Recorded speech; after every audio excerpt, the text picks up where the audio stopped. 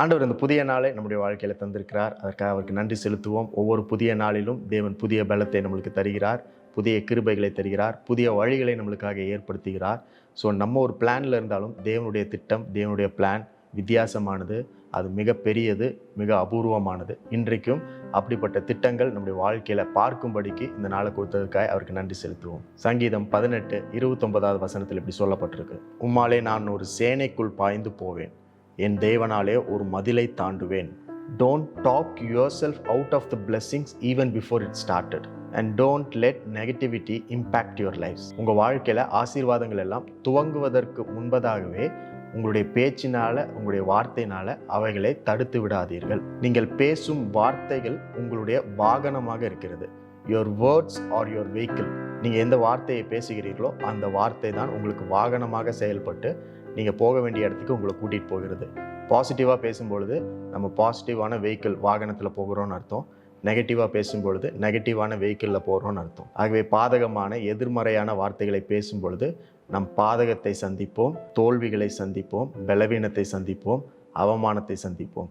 ஆனால் சாதகமான கர்த்தருடைய வார்த்தையை பேசும்பொழுது நாம் சாதனைகளை பார்ப்போம், வெற்றிகளை பார்ப்போம், சுகத்தை பார்ப்போம், தேவன் நம்மளுக்காய் வைத்திருக்கிற உயர்வான திட்டங்களை பார்ப்போம். அதுதான் சங்கீதக்காரன் இந்த வசனத்தை சொல்லுகிறான்: உம்மாலே நான் ஒரு சேனைக்குள் பாய்ந்து போவேன், என் தேவனாலே ஒரு மதிலை தாண்டுவேன். எவ்வளவு பெரிய பிரச்சனை உங்களுக்கு முன்பதாக இருந்தாலும், ஒரு சேனையை போல பெரிய திரள் கூட்டமான இராணுவ வீரர்கள் உங்களுக்கு முன்பதாக இருந்தாலும், அவைகள் வழியாக அவைகளுக்கூடாக உங்களால் கடந்து செல்ல முடியும், பாய்ந்து போக முடியும். ஒருவரும் உங்களுக்கு தீங்கு செய்ய முடியாது. கர்த்தர் உங்களோடு கூட இருந்து அங்கே வெற்றியை காண உங்களுக்கு உதவி செய்வார். ஏனென்றால் அவர் உங்களோடு கூட இருக்கிறார், உங்களுக்குள்ள இருக்கிறார். என் தேவனாலே நான் ஒரு பெரிய மதிலை தாண்டுவேன். எவ்வளோ பெரிய மதிலாக இருந்தாலும் அவைகள் எல்லாவற்றையும் தாண்டுவதற்கு தேவையான பலன் ஆண்டவர் உங்களுக்கு கொடுத்திருக்கிறார். உங்களுடைய சரீரம், உங்களுடைய பிசிக்கல் ஸ்டேட்டு, உங்களுக்கு இருக்கிற பொருளாதார நிலைமை, உங்களுக்கு இருக்கிற ஸ்டேட்டஸ், உங்களுடைய பேக்ரவுண்ட், இதெல்லாம் நீங்கள் பார்க்கும் பொழுது கண்டிப்பாக பெரிய மதிலை தாண்ட முடியாது. நம்மளுக்கு முன்பதாக இருக்கிற சவாலை கடக்க முடியாது, சேலஞ்சஸ் எல்லாம் எதிர்கொள்ள முடியாது, பிரச்சனைகளை தகர்க்க முடியாது.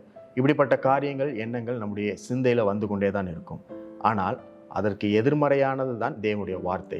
அது என்ன சொல்லுதுன்னா, உங்களோட ஆண்டவர் இருக்கிறார், உங்களால் சேனையை வீழ்த்த முடியும், உங்களால் மதிலை தாண்ட முடியும், உங்களுக்கு தேவன் வைத்திருக்கிற ஆசீர்வாதங்களை உங்களால் பார்த்து அனுபவிக்க முடியும். அப்படிப்பட்ட விசுவாச வார்த்தைகளை தான் நாம் பேச வேண்டும் சொல்லி ஆண்டவர் தேவனுடைய வார்த்தைகளை பைபிளாக நம்மளுக்கு கொடுத்திருக்கிறார். அதில் இருக்கிற வார்த்தைகளை நாம் பேச வேண்டும். அப்படி பேசும் பொழுது அந்த வார்த்தையினுடைய வல்லமை செயல்படும்.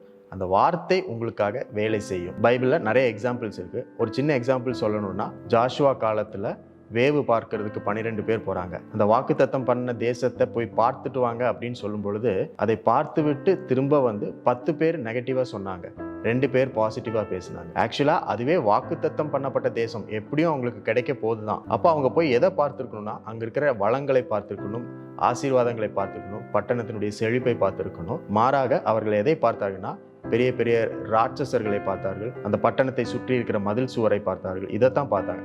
ஆனால் இந்த 2 பேர் மாத்திரம்தான் அங்குள்ள செழிப்பையும் ஆசீர்வாதத்தையும் பார்த்துட்டு வந்து இதை எளிதாக நம்மளால சுதந்திரிக்க முடியும் அப்படின்னு சொல்லி பேசினாங்க. அந்த வார்த்தையின்படி அந்த 2 பேர், அவங்க குடும்பம், அவங்க தலைமுறை தான் அந்த வாக்குத்தத்தமான தேசத்திற்குள்ள போனது. அதே போல நம்முடைய வாழ்க்கையிலும் ஆண்டவர் நம்மளுக்கு முன்பதாக கொடுத்திருக்கிற வாக்குத்தத்தங்களை பற்றி பேசணும் அப்படின்னு சொல்லி தான் ஆண்டவர் தேவனுடைய வார்த்தைகளை நம்மளுக்கு கொடுத்திருக்கிறார். நம்ம அதை பேசணும். நம்முடைய சிந்தைகளில் வருகிற காரியங்களை பேசக்கூடாது. நாம் நம்முடைய சுயமாய் எண்ணுகிற யோசனைகளையும் திட்டங்களையும் பேசுவதனால கர்த்தர் வைத்திருக்கிற ஆசீர்வாதங்களை பெற்றுக்கொள்ளாமலே போய்விடுகிறோம். ஆகவே அவருடைய ஆசீர்வாதங்களை பார்க்கவும் அனுபவிப்பதற்கும் நாம் பாதகமானதை அல்ல, சாதகமான கர்த்தருடைய வார்த்தையை மட்டும் பேச வேண்டும். இன்றைக்கும் நீங்கள் சொல்லுங்கள்: உம்மாலே நான் ஒரு சேனைக்குள் பாய்ந்து போவேன், என் தேவனாலே நான் ஒரு மதிலை தாண்டுவேன். உங்களுக்கு முன்பதாக எப்பேற்பட்ட சேனை இருந்தாலும், எவ்வளோ பெரிய மதில் இருந்தாலும், அவைகள் எல்லாவற்றையும் ஜெயிப்பதற்கும் தாண்டுவதற்கும் தேவன் உங்களோடு கூட இருந்து உங்களுக்கு உதவி செய்கிறவர். இன்றைக்கும் அவருடைய உதவியை பாருங்கள், அவருடைய ஆசீர்வாதத்தை பாருங்கள்.